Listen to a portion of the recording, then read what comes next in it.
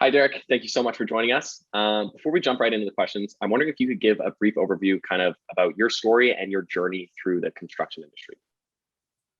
So I started with an interest in construction when I was young. My dad is actually in the trades. So I've always watched him go to work, put his boots on early in the morning and then I go to work and then, come home usually between, 3:30 there in the afternoon, but, sometimes he would work off hours and overtime. And my mom's an accountant. So there was, kind of the mix between the blue collar and the white collar background. So when I was in school, I started as a business major, and my roommate was actually a construction management major. And I saw the things that he was learning in his coursework. So I drew an interest very quickly, and I quickly changed majors there afterwards. And the rest is kind of history. I've always worked on job sites, just family, friends, and like folks that own like smaller companies. So I would like push a broom when I was like 12, 13 years old. Clean up and do things like that. So I've been in and around the trades and the industry for a long time. So. Interesting. Thank you. So can you give a little bit of insight into like what your first step into the construction industry was? What was your first role and how has that evolved as you've gone through it? My first role was a project engineer, which is kind of the role of, it's a large glove that you have to like put on, several different hands, or it's the hat that like everyone puts on. So you are kind of the glue between the superintendent, the project manager, the project coordinator, the project executives. So in that role, you get to kind of feel out the different sectors of the industry as a general contractor. I chose the general contractor way actually when I was in school. As a construction management major, you can kind of go in several different directions. You can work for an owner, you can work for a general contractor, you can work for a subcontractor like a plumber or a carpenter company. So I chose the general contractor, and in that the entry level is a project engineer. And then from there, I transitioned to a project superintendent, as I started off as an assistant superintendent and I worked my way up to a project superintendent. And then when I changed companies, I was still doing somewhat of the project engineer type of the roles and processing change orders. So I had some of the PM background. And when I changed companies to go to a different location, I took the project management route. So, and from PM role, I quickly transitioned to a senior project manager, and now I'm at the point where I am running a team. So that's awesome, and I want to jump into that in a little bit, specifically about that kind of evolution from project engineer to superintendent to senior PM. But first, I want to ask.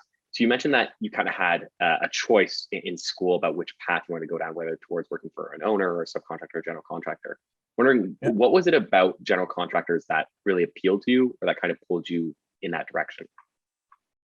I was always interested in how a building came together from soup to nuts, from start to finish. And in school, most would agree that it gives you a good foundation, to kind of use the construction reference. So you get a good foundation, but you only learn little bits of how like the steel erection comes into play, how concrete pours, and the shell of a building, and then ultimately the MEP side, the duct work and the plumbing and the HVAC, the mechanical piping, how those kind of come together and how the building functions. So I didn't have a specific interest in one aspect or another. So I had good enough grades that it allowed me to choose the direction that I wanted to go. And ultimately, I chose commercial construction. And then I kind of fell into the healthcare side of it. So now I've been building hospitals for like 16 years now. So um, within the general contractor, there's also different, the sectors. So usually you don't have a choice. You kind of fall into whatever you are given. I was fortunate enough to kind of guide that pathway where I had a couple of different companies that specialize in certain aspects of the industry, and I chose healthcare. So Interesting. Thanks for diving into that. yeah. So now back to the point of moving from role to role. I'm wondering, what was the most difficult part of transitioning kind of from that period where you were a project engineer to the level of superintendent, and then eventually all the way up to senior project manager? Maybe if you could dive into what each of those jumps was like, and maybe which one was the most difficult or profound to go through. Yeah. So 9 times out of 10, when someone transitions from one role to another, you don't give up all of your duties that you had. And that's a difficult transition. And there's a lot of things that people forget about when they do that. So when taking on more responsibility or transitioning to a different role, there's a transition period. And that transition period, you still have to do your previous job. So there's a time management aspect to it. And as a young individual, that can be challenging for several. So the other aspect of that is the attention to detail. So that also comes with youth, that most younger individuals, they have a global perspective of what their duties are, but to really dig down and be very good at their job, you have to be very detail oriented on certain aspects of it.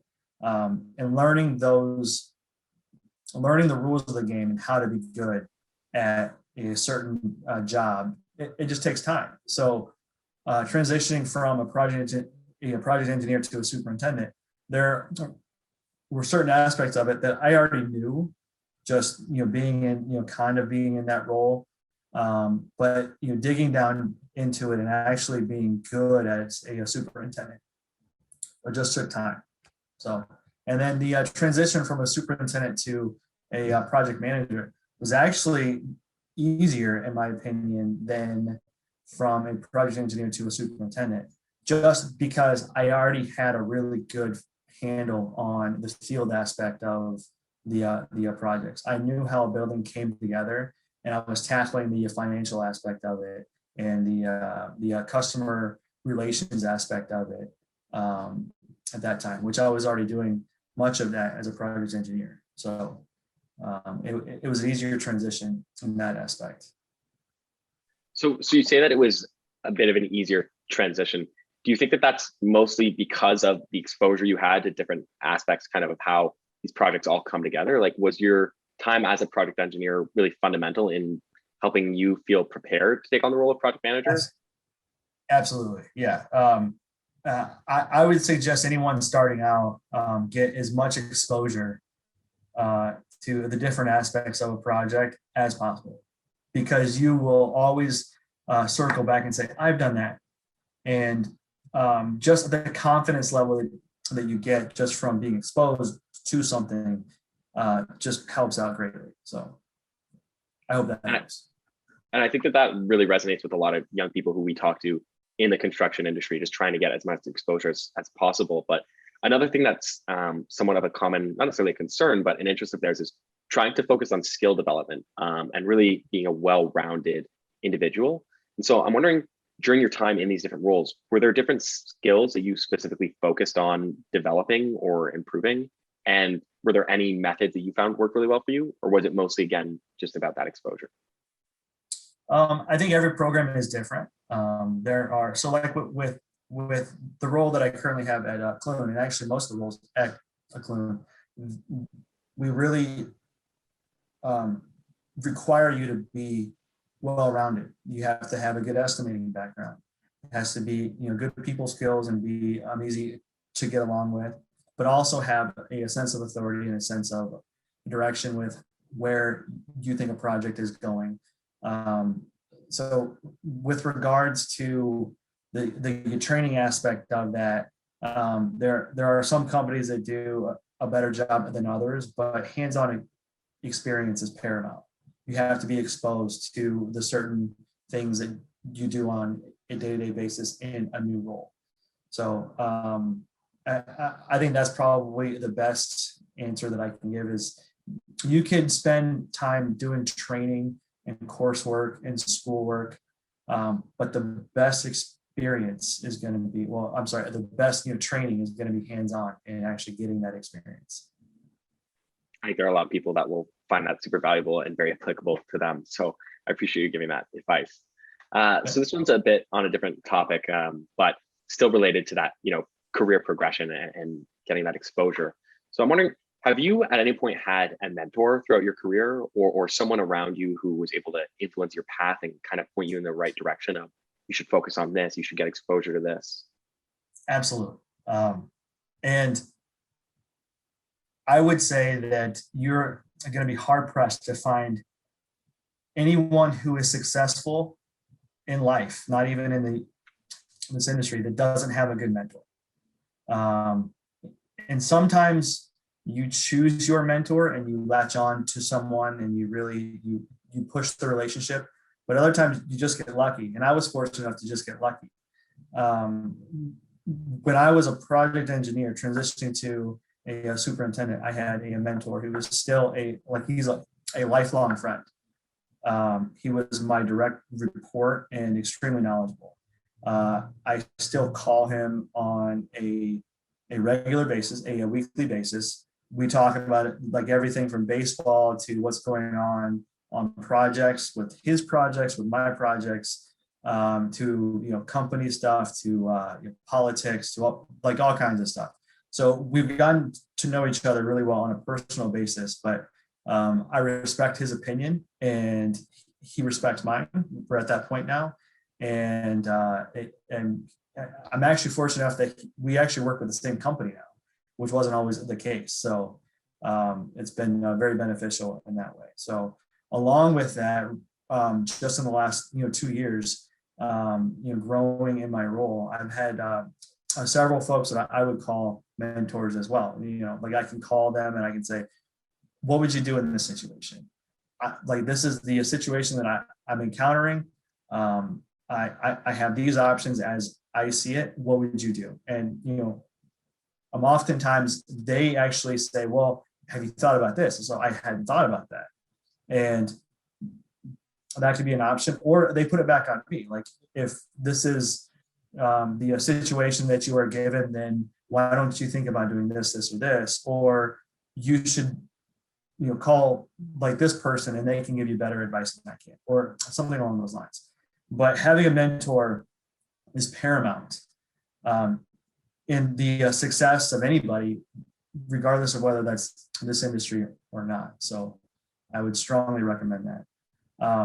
Clune, we started a mentor mentee a program just in the last 2-3 years, and it's growing very rapidly just because we can see the value in mentoring and being mentored by those individuals in the industry that have experienced the types of things that are useful for the younger generations. So, and clearly it's had a big influence on you and your career. So that's good to hear that you speak so highly of the idea of going out and getting that mentorship. I'm wondering for you had mentioned that there was the individual who played a very significant role in mentoring you, but that they were external to Clune and your organization for a little bit. I'm wondering, for people who maybe have struggled so far to form a relationship like that, where they can get someone that can really mentor over them, what do you recommend in terms of going out and getting something like that? Maybe, I don't know if you have any personal anecdotes in terms of how you have connected with mentors, but do you have any advice for people who maybe have struggled to develop those relationships thus far? I mean, there are a certain personality traits in that. I would say people just need to open themselves up a little bit. Don't be afraid to ask questions and be vulnerable. I know that was something that I actually struggled with a lot when I was younger. is that you want to seem like you're knowledgeable about everything. And trust me when I say that you don't know everything. And that there are people out there that know more than you do. And it's not about what you know now, it's about what you know in the future and what you can know and what you can learn. So don't be afraid to ask questions. And oftentimes, just if you find somebody that you trust and that you respect, don't be afraid to ask them questions. And then oftentimes that can lead to the mentor-mentee relationship. So that's probably the best advice that I can give. It's not typically like you point to somebody and you say, you are my mentor now. It's a development over time. So you ask them questions, they give you answers. Eventually you form a personal relationship, and then there's a trust that's built up. So then the organic method of finding a friend is very similar to finding a mentor. It's like, you don't just pick somebody out of a crowd and say, you're going to be my friend. That's the same way with a mentor. You don't just pick somebody out of the crowd and say, you're going to be my mentor or mentee. It's something that's I developed over time. Absolutely. And I think that that's something, people really need to keep in mind, is that there's patience involved in this, and this is a relationship that you're building after all. It's not just, a quick check in the box. You're actually trying to develop something meaningful. So I think that that'll really speak to people's hearts. This one is somewhat related, but more so about, again, developing throughout your career and kind of becoming stronger and better at specific things and handling the demands of your job. But so this is a very quick answer, I'd assume, and then I have some follow-ups for you. But do you personally find your job stressful? Yes. Short answer, yes. There's a lot of things that are stressful and that can be stressful. So as a general statement, and this is the experience that I have with most things, is that the stress is worth it if you look at it correctly. Usually the things that's most stressful is balancing work life. So and time management. You only have 24 hours in a day, and sometimes that's not enough. You're trying to get a full night's sleep. You're trying to, like, I have 2 kids at home and a wife, and balancing their needs and my free time, if I am fortunate enough to actually get some free time.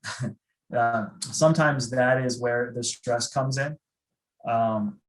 With work, I've found that if you look at it correctly, it's not as stressful as it could be. So if you look at it as work, and you look at it as tasks, and you look at it as things that aren't done that need to be done, it becomes more stressful. If you look at it as challenges, or you kind of get the mentality that it's a game, that you're trying to win the game, if that makes any sense. It's kind of a mind trick that I try and play. It becomes more fun than stressful. And it's weird to explain, but it's really about the perspective. And there are many things in this industry that are new and challenging, but can be fun as well. It really all comes down to how you look at it. Not to say that I'm not good at that occasionally, where I get very stressed out and then frustrated, and just like everyone else does. But I found the older that I get, it's all about the perspective that you maintain.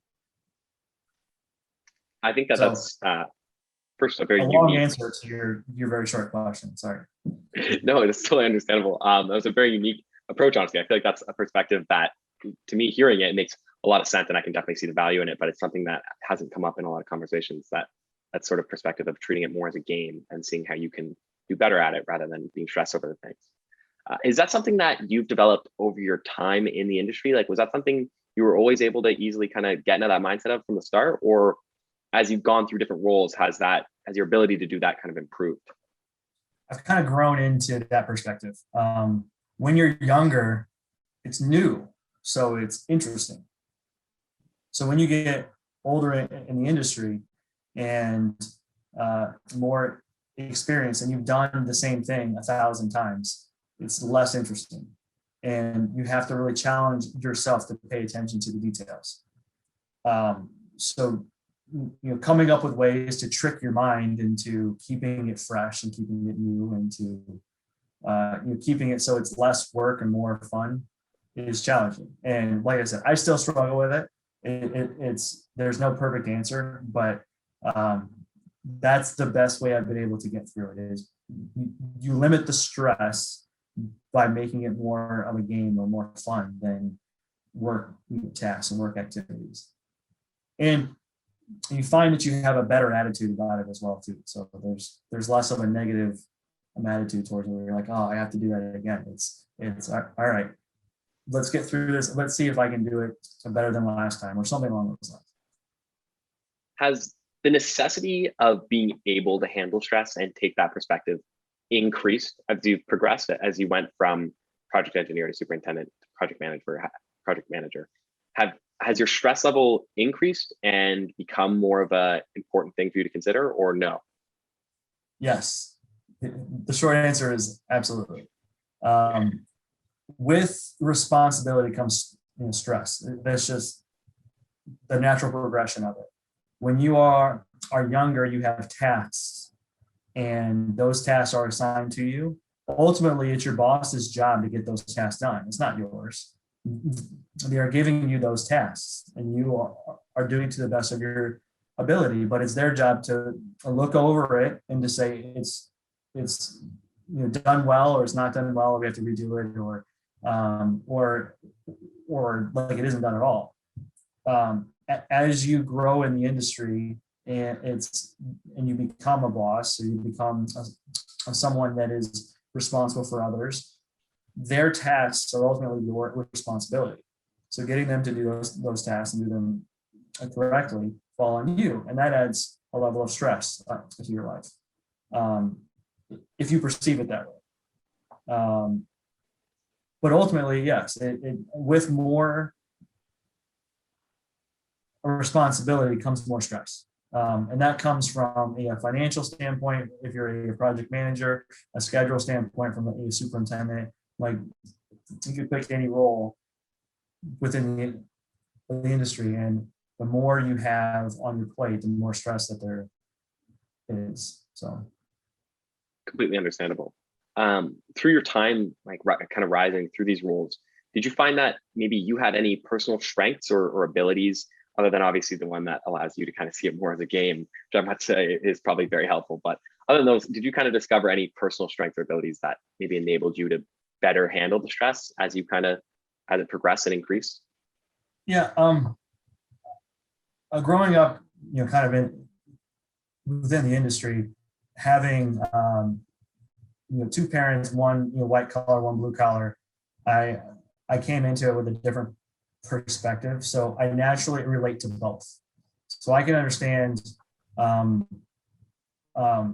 when workers are coming in and they have challenges. I understand those challenges, I think, better than most. That's actually one of the things about the industry that I absolutely love, is just the different types of people within the industry. But being able to relate to them, I've noticed that it's not normal, if you will, that it's a character trait of mine that I have that is, call it a unique. So I'm also with the business background. I found it less challenging than others may have, balancing budgets and the cost side of it. I've always had an interest for that, and I've come to a point where I'm I excel at saving money and things like that on projects. I try, at least, I pride myself on being somewhat likable. So, which seems like it's an easy thing, but it's a skill. Like, asking the right questions and not being condescending about it, that's a skill. That's something that you learn. Being friendly to someone who's not friendly to you, which happens a lot in this industry. That's a skill, and just being able to overcome those types of challenges, and actually to get the most out of individuals is a skill as well. So, pushing them in directions to where they are challenged themselves, and also benefit the project or the company, or like whatever the situation might be. So those are the types of things that I actually pride myself on. Not to say that there isn't room for improvement, but I definitely pride myself on those aspects. Absolutely, and there's a lot there to take pride on. So you mentioned, the ability to get people motivated and engaged and kind of working with others. Yeah. I'm wondering if you have any brief advice or pointers or maybe methods you take in approaching others and dealing with others and other teams that you found really works for your style of leadership and management, but also works more broadly, maybe with just getting to a common point.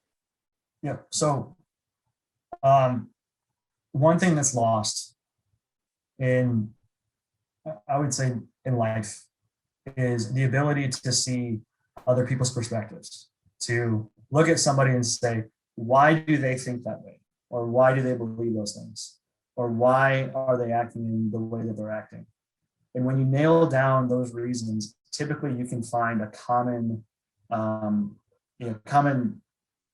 call it a common understanding or a common ground. And once you find that common ground, typically you can come to an understanding, and you can persuade them to think the same way that you think. They might not agree with your approach or the things that you're trying to get them to do, or the perspective that you have, but at least there's a mutual understanding. And I think that's becoming more and more rare in this world. But if you can do it in the industry itself, within a project, or within, call it, if you're, let's say that you're having a conversation with your superintendent, he's focused on the schedule, and he thinks that you need to add more guys to the job or something along those lines, but you don't have any money for it. So if you explain that to them, and you understand where his challenges are, 9 times out of 10, you can come to a mutual understanding and an agreement to where you either both win or you both lose. But at the end of the day, you are at the same page. So a difficult answer, but yes. I think you answered it very well. I will be honest. It is a difficult question, definitely. But I think your answer is very applicable to a lot of situations. I think it's definitely something people can take in and reflect on and try to implement into their own approach to these situations. So I have one last question for you. And so I'm wondering, were there any resources or maybe pieces of advice, or I don't want to say directions, but guidance that someone gave you and that was pretty specific, that really shaped or helped your journey through the construction industry?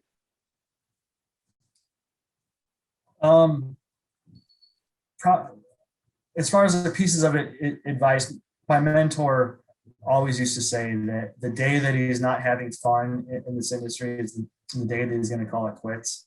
And that kind of resonated. Like, he's having, and that kind of carried over to my perspective, and trying to keep a positive attitude in different ways that I'm doing that. As far as resources go, this is such a personal, verbal communication,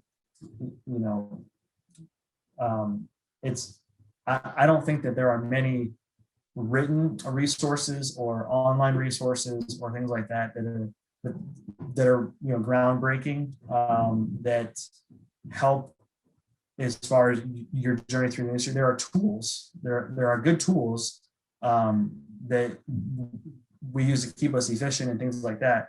But as far as a resource to help guide you through your journey, like in the industry, whether you are a superintendent, a project manager, an owner, a subcontractor, I don't know of any that are actually available, if that makes any sense.